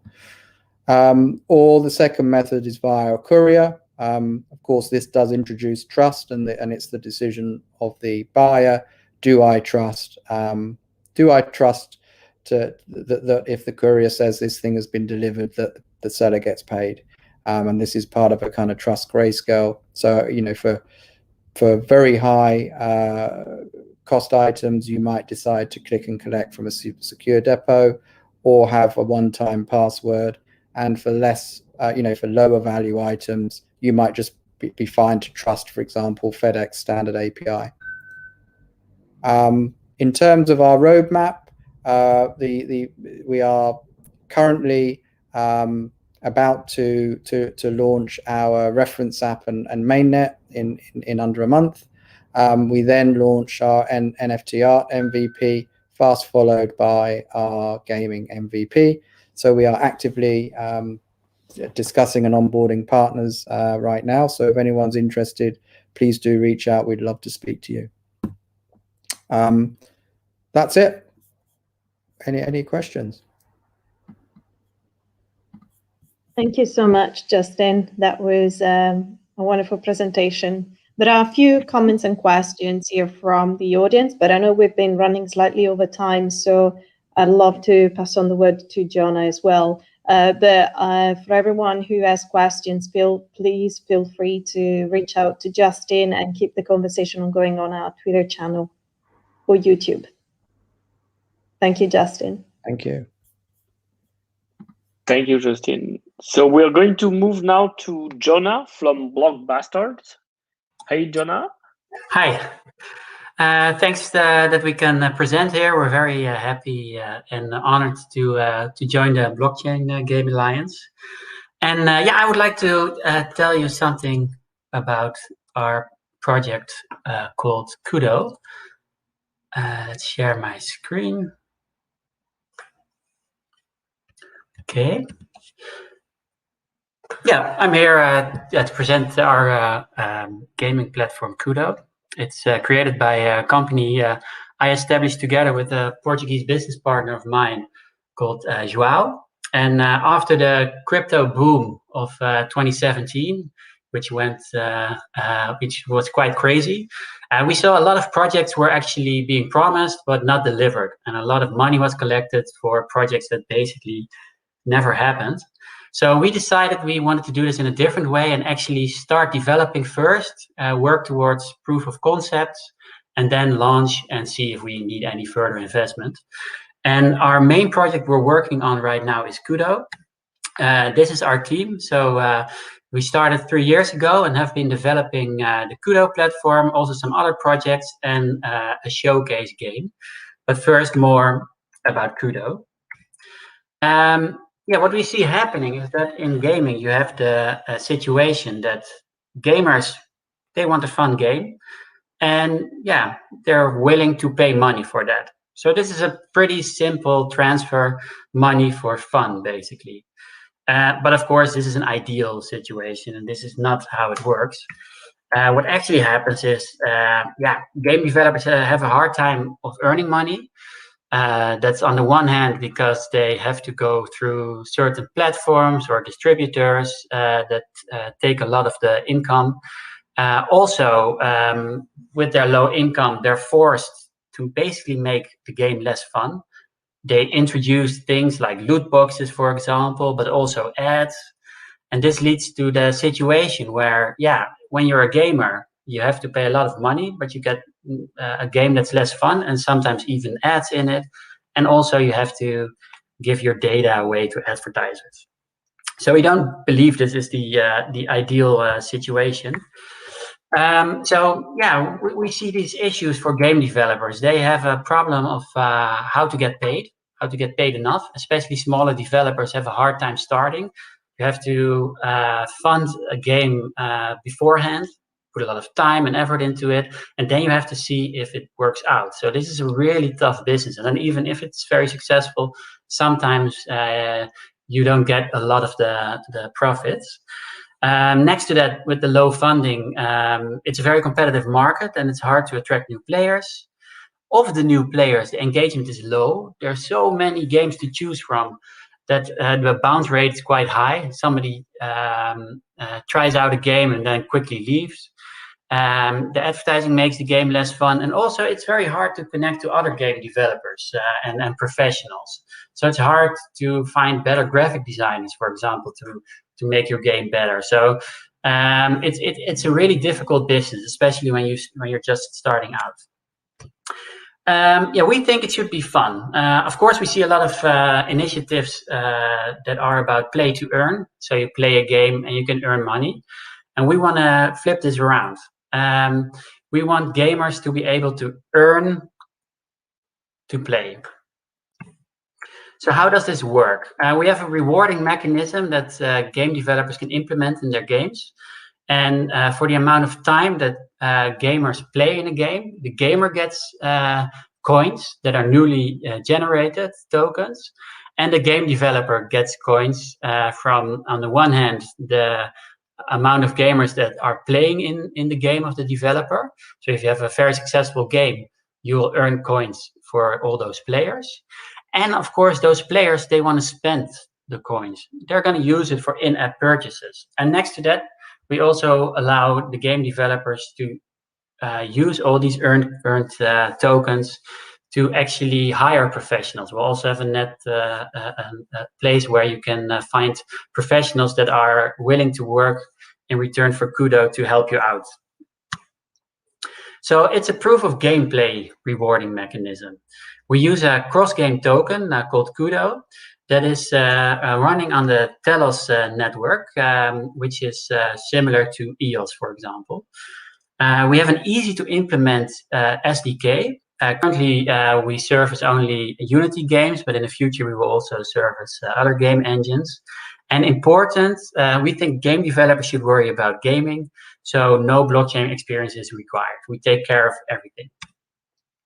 So our target groups are gamers, game developers, and service providers. So what we offer is, a crypto reward for in-game time and performance. So gamers are more engaged and are also able to earn something from the time they invested in a game. And they can use this also in other games that use our tokens. So time is basically never wasted. So you might give it a bit more time to see how it works, to see if you can earn some tokens. But then mostly, if you can find things to spend it on. We think this is a better alternative than in-game advertisement. We think it makes sense to have in-game advertisements when it's really hard to earn money the normal way. And we want to firstly supplement the earnings of game developers, but in the future, it would be nice if game ads are not necessary if you earn enough via our platform. So, of course, it's crypto, so it also comes with immediate and easy peer-to-peer payments. And you can benefit from the QUDO ecosystem where all these games are in it. So there will be cross referrals. You will be able to see other games that use this. So you can benefit from each other's success. As I said, we will also offer a link to service providers that can help you out with all these things that as a game developer you don't want to worry about. Well, in order to showcase this, of course, we want game developers to implement it, but we also wanted the full experience ourselves. So we created a game called Blocks the Game.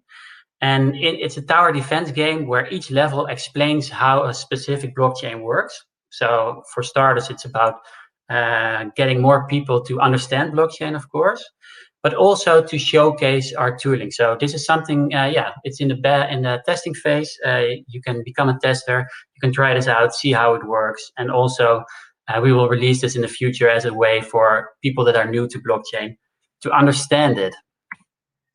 Currently, we have 14 games that are implementing our platform, and our next steps will be, we currently have a working alpha version of the platform. We have a testnet with over 2,000 users. We want to go to a mainnet in the second quarter of this year. We have a working showcase game, so you can really try it out and see how it works in game. And we're currently considering funding opportunities, but I cannot share anything about that at the moment. We will have PC game support coming. For now, it's mostly mobile. We will offer things like crowd testing games. We will use QUDO as a sort of incentive for people to test out games that are not that good yet. We have this gaming services marketplace.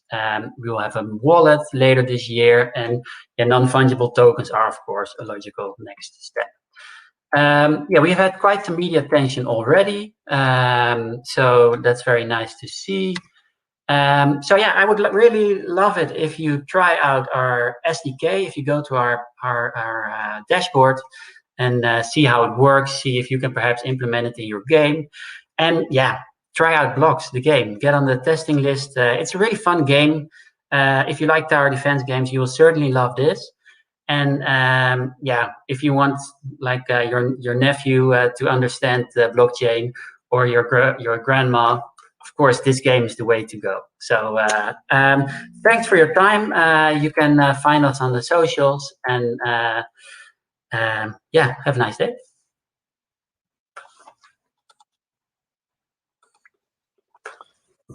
Thank you for the presentation, Jona.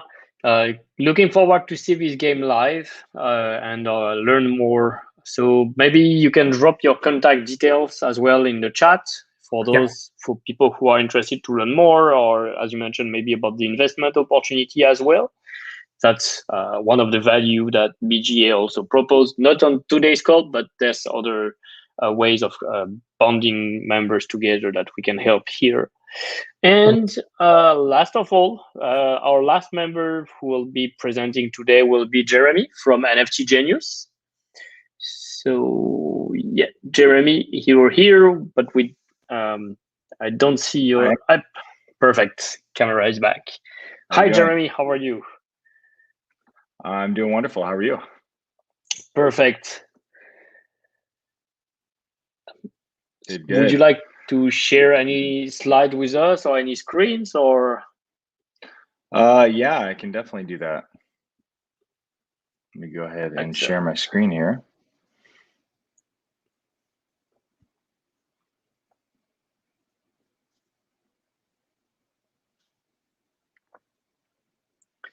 And well, perfect. That's good. Let's add it. And let's go. All right, stage is yours, Jeremy. Okay, thank you. My name is Jeremy Bourne, founder and CEO of NFT Genius and the creator of BitCoin Origins. Really excited to be a part of BGA. You guys have a really incredible group. Really appreciate all the presenters today. There's some really incredible things happening, obviously in the NFT space, in the gaming space. We're just doing our small part in trying to spread the word and creating unique concepts for, folks that are coming into the space and learning about what NFTs are. We're doing something really different in the sense that we're trying to be the first to bring storytelling and mixing that with an NFT.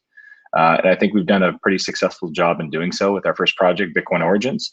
BitCoin Origins is a highly scarce collectible set of digital NFTs, and it tells the story of Bitcoin, right? It's a way to educate the masses about Bitcoin because, as I've said on social for many times, not only is our NFTs going to eat DeFi's breakfast, but NFTs really, to me, are the killer app.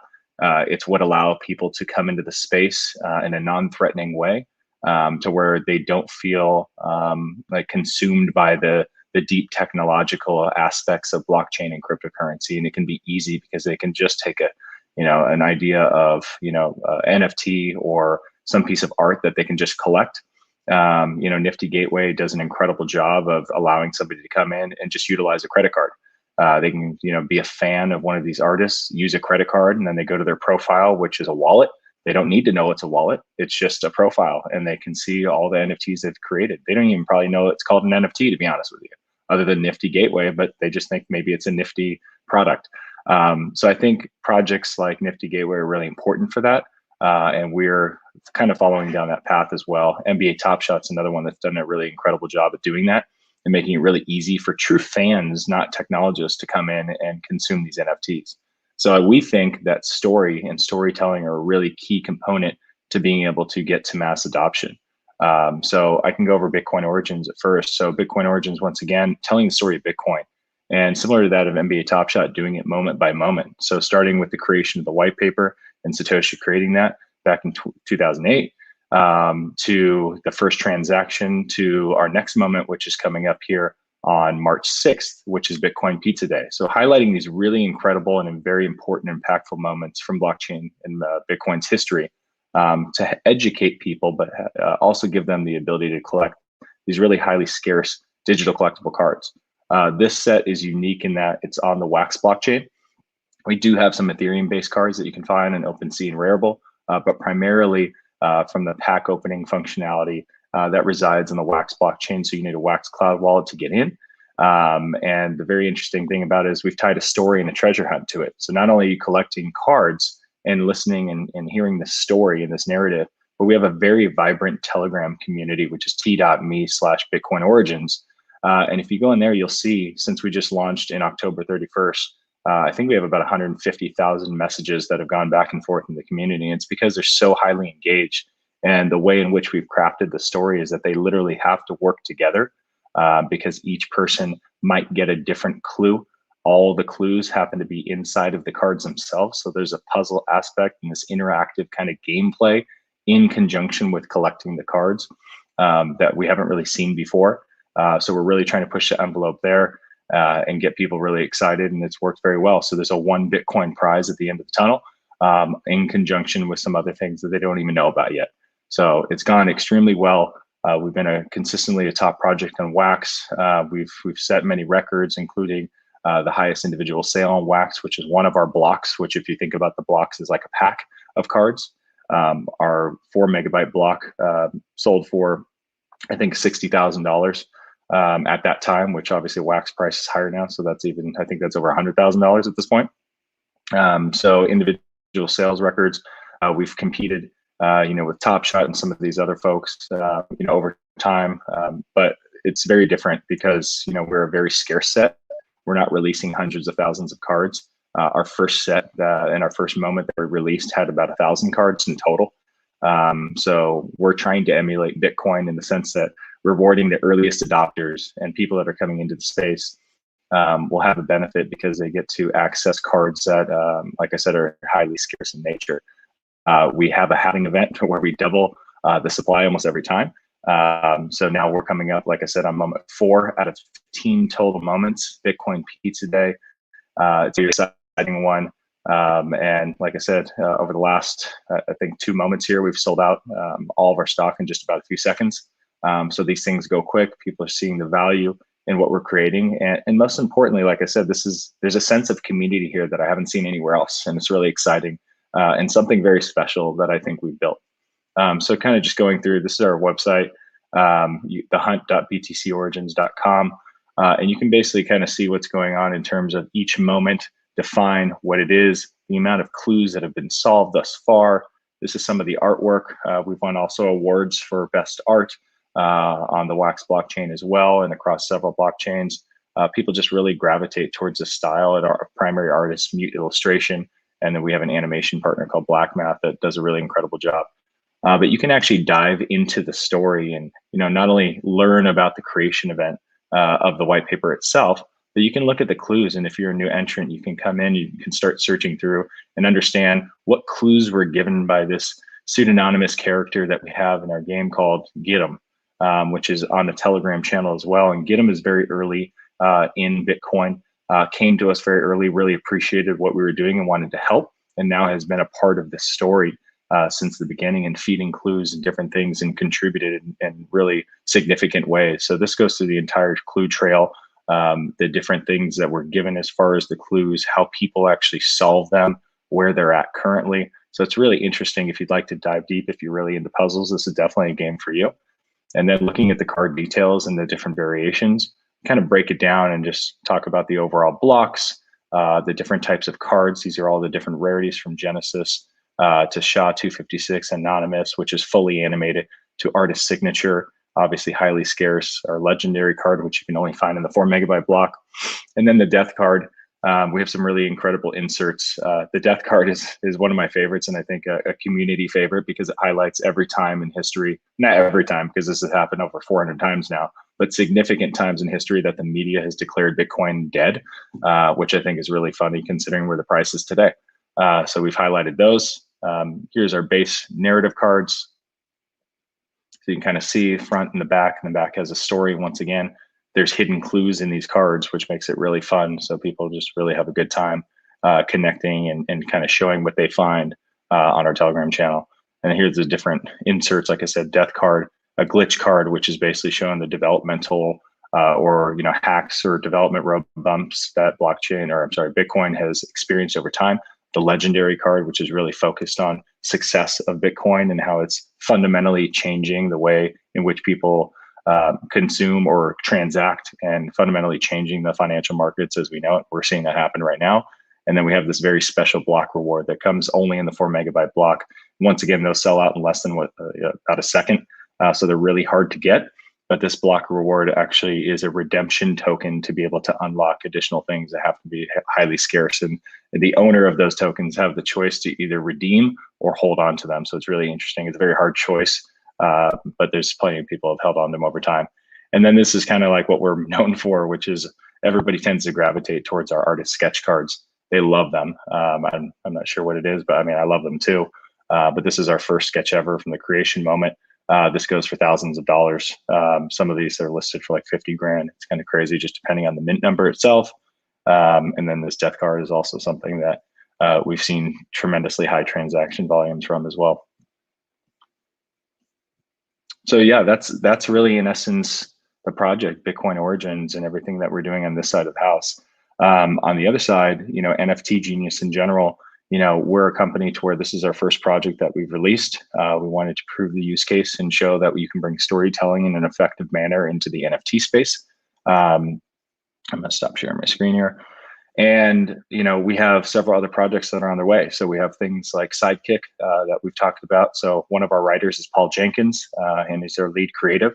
If you don't know who Paul is, Paul created some of the characters that we all grew up with. As Marvel went into potential bankruptcy back in the day, he came in and helped save the company and wrote Wolverine Origins, did God of War, created all the characters around, Incredible Hulk, Spider-Man, Batman. I mean, you name it, he's worked on it.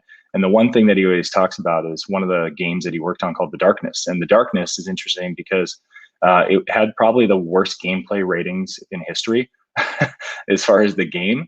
But because Paul was the first really to bring story to a game, it was supposed to sell, Paul always says it's because I always botched this, but it was supposed to sell about 300,000 copies and ended up selling about 1.5 million copies. And people were wondering, like, why did it sell so much? It's because it was the first time story was brought to a game and it really resonated with people. And they really understood the story and they got more engaged and got deeper into it. So that's the first time where we saw like things like Assassin's Creed and things emulate kind of what he did. So we're bringing the same type of experience to the NFT space, doing it through Bitcoin Origins. And now we've been approached by several different blockchains and different companies to actually emulate that and recreate maybe their origin story. So there's a lot of news that's coming very, very soon. We have 3 major announcements. So over the next like 30, 40 days, I would say, keep an eye out. They're game-changing announcements, I would say, that are going to impact the industry in a very positive way.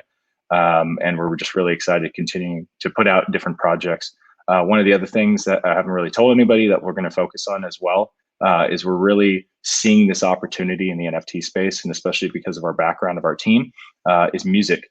Music coming into the NFT space, we're seeing it happen in a big way. We're seeing some of the biggest artists in the world that are coming in and testing. We're actually going after and building a platform for musicians and NFTs with a very unique technology that no one's ever done before. We have some folks that built Blockfolio and did different things like that on our team, and people that we consult with. So very incredible technologists that have the ability to build and scale technologies, and we have a partnership that we'll, like I said, announce hopefully in the next few weeks as well in terms of where we're going to build that particular experience. And now we're talking with artists to help launch our platform. So that's something that's very exciting for us. So we're quite busy, but it's just been a blessing. Like, this space is great. Everything that Sandbox is doing and all of you guys on the phone. I mean, like, we're all early, we're all innovators, we're all here together. Like, nobody's wrong. Like, I'm here to support every single one of you. So if you guys need something, or if you guys want anything, or want to explore partnerships or whatever the case may be, I'm here. We're team players. And like I said, just being a part of BGA is really great. And I'm just happy to see all your guys' success.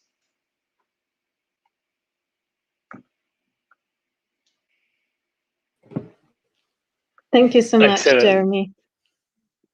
Thank you, Jeremy. And I think that's a great conclusion for today's event, where I was counting, we've been able to welcome 1, 2, 3, 4, 5, 11 companies in just 2 hours. That was a bit of a marathon, but we were able to do it perfectly, just 5 minutes extra on time. I hope for everyone who watches today, or we will rewatch this on the replay, that they get to discover and learn about some cool projects, some people building in the space and participating to contribute to adoption of gaming.